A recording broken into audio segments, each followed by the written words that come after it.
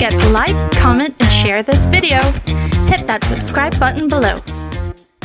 So you moved from hospitality, hotels, to Remax to EXP with Michelle Sayward. And just for everybody listening, you're in Michigan. Yes. For people to get a hold of you, it's your name on the screen there, Andrew Parent, but it's Andrew Parent Realtor at Gmail, right? Yes. Yep. Okay, and what's your phone number? 734-925-4687. Okay, and I just want to make sure people know how to get a hold of you if they catch this video. And because it's cool. I mean, you're talking about stuff that I think new agents, especially, and really old agents. I mean, I call myself an old agent because you kind of have to remind yourself after you've done this for a while that that people are doing. This is a really big thing for people to both be a real estate agent and take that job on and do it well and care about people, and then care about the people who you're actually helping. So, for instance, we're friends with Lisa LaRue and Melissa Johnson and a number of other people that we prospect with, right? And that's like gotten to be a regular thing that every agent should do. Prospect. It's part of creating new business. And you do it a little differently, which I want to touch base on in a second here. But part of what I have always asked agents to do, and they get kind of jaded after they've been doing real estate for a while, because, to actually make any money, you've got to make this a business, and you've got to sell, 15, 20, 25 or more houses or transactions if you're doing commercial per year, or you're just not making any money. I mean, these agents that are doing 3 and 5 transactions a year, first of all, they don't really know what they're doing. They're not learning, and they're not really being a great resource for the people they're helping. So when you start doing 15 or more transactions, you start getting a little jaded because you've got to do it. You've got to make the money. The problems are the same. You do it year after year. They say the same things. They don't know that they're saying the same thing, but you do. And what I try and tell agents is, I want you to move every 3 years. I want you to physically sell your house and move, because that will remind you what a traumatic event it is to actually have to pick up, make the choice to sell, make the choice to buy, where you're going to buy, what you're going to do with all the stuff that's in your house, who's going to help you get it all done, because it's a lot that's involved with the whole transaction, right? Yeah, it is. It's enormous. So you still have that energy of being a new agent, and you're on the helping side more than you're on the, how many units am I going to do this year? How many transactions am I going to do? What's my income going to be? It's still important, really important, but your focus is also still on helping people. So you prospect in a little different way than the old version of prospecting, which used to be floor time, right? That's what they would say. Answer the phone. And you're doing something that's old school, but it's kind of still current if you do it the right way, which is open houses. And then you also do some social media. Yes. My social media platforms would be TikTok, Instagram, Facebook. I try to focus on Instagram and Facebook. Facebook mainly because Facebook is just where everyone is. And a lot of those people are also on Instagram. What I like to do is I like to post videos, whether they're short little reels or it's a longer 5-minute video or something like that. Because the way I see it is I want to be in front of people. I don't just like posting like a little message, a little text or something. I like being in front of people. I want people to see my face.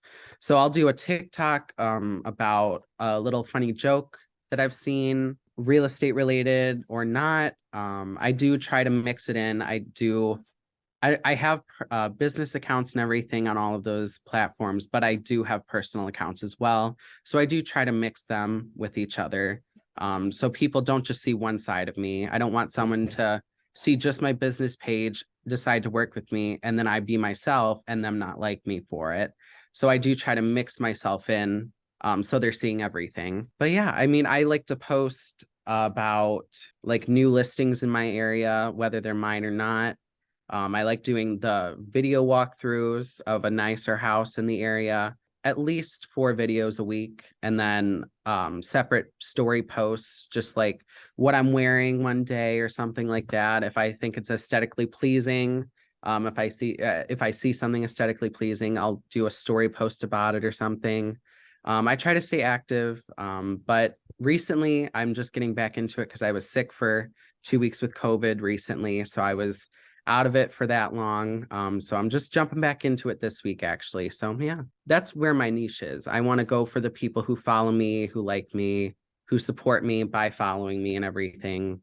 What So kind yeah. of results do you see out of it? Do you see any direct results? So for Facebook and Instagram and TikTok, I haven't, but a lot of my sphere are on those, so it keeps me fresh of mind for them. I just did get a new buyer recently who is a friend or a brother of a friend of mine, and I reached out to her privately. I like to personalize things when I do that occasional reach out every now and then, every few quarter or every 2 times a quarter or so. I'll send out a personalized message to everyone, just seeing how they are and everything if I haven't talked to them in a while. And so when I was doing that this time, I did it in mid-November with her specifically. And then just about a week ago, I got her texting me back saying, "Hey, my brother's interested in buying." And I was like, "Oh my gosh, that's awesome. Thank you for thinking of me." And she's like, "I never would have known if you didn't reach out to me That's a great. month ago." So, and I said, That's great. yeah, I mean, that's why I do it. I didn't start the conversation with, "Hey, I'm a real estate agent. If you know anyone looking to buy or sell, like contact me." I don't want to do that. I want to be that person who doesn't do it for that reason. I want to reach out because I want to know how you are and what you're doing. I don't want to ask you for business. That's just a thing of the job that has to be done, I feel like. I mean, if I could talk to you and just have a regular conversation, not talking about real estate, but I'm a real estate agent, that's my ideal conversation. But because a lot of people forget or they don't know, I have to bring it up. And I Right. hate doing that because then they think, "Oh, he just had this conversation with me to talk about that." And sometimes they do get offended by that. When you bring it up at the end or something, they're like, they really do think about it. He just reached out to me to talk about that. And so sometimes they understand they're in a job where they have to do something like that too, and they understand and don't have a problem with it. But it happens, and you will get turned down, and rejection happens in this business. So you just got to move past it. Don't let it bring you down. So, there's other people who you could talk to about how to approach that, and it's kind of like starting with um, handling the objection or the potential objection before they start. And it could be something like this, but Kurt Shewell, he'll probably give you some great ideas. Lisa, great ideas. It might start like something like this. "Hey, it's been great talking with you, Andrew. You were just telling me about what you do for work, right? You were just telling me about that. I'm going to tell you, I'm not expecting anything from it, but just so you know, I'm a real estate agent. That's what I do, and I don't expect anything. But I am in the real estate business. That's what I do. So, if you're buying a car, you'd like to know somebody that you were buying a car from, right? Or if you were buying a piece of real estate, you might want to use somebody or talk to somebody, even if it's just for information. Feel free. I'm happy to help. So you might have another way to approach it to bring it up when you're talking to somebody that identifies that it's a potential objection, and just hit it right off the bat and then take it back to, for just want to mention it. Let's go back to what we were talking about. Yeah. Okay. Right? Yeah, that could work. So think about it, how it works for you. I just know that I know exactly what you're talking about. I don't like doing that with people. I don't mind sending them the information about the real estate market to stay front of mind. Mhm. But if I don't want to talk to them on a regular basis, I don't want to make it out like, "Hey, I'm calling you for a piece of real estate business," right? Yeah. If you Yeah. think about me, you'll think about me. Exactly, exactly. And with the social media aspect of it, with me posting all the time, I mean, it's really hard to not see me if I'm on your feed or something. Like you can scroll past whatever, but you still saw and scrolled past me. The key part is trying to convert and have enough information in your social media to make it actually turn into business for you. But even if it doesn't, even if it's just branding and getting your name out there, and you keep building your sphere. So right now, you know, how many people do you have in your sphere that you would actually say you would probably get business from? And is it over 100? Yeah. Is Hmm. it over 1,000? No. Okay. So the magic number is 250. Okay. When you have 250 people in your sphere that are actually going to be people that in some world they're going to refer you business or do business with you again. So your goal should be 250, and the 250 always changes Mhm.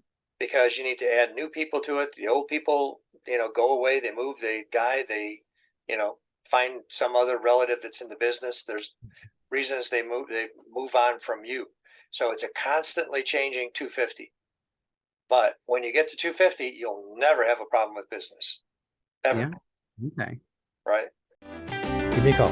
Tim Lennon, 404-368-2607.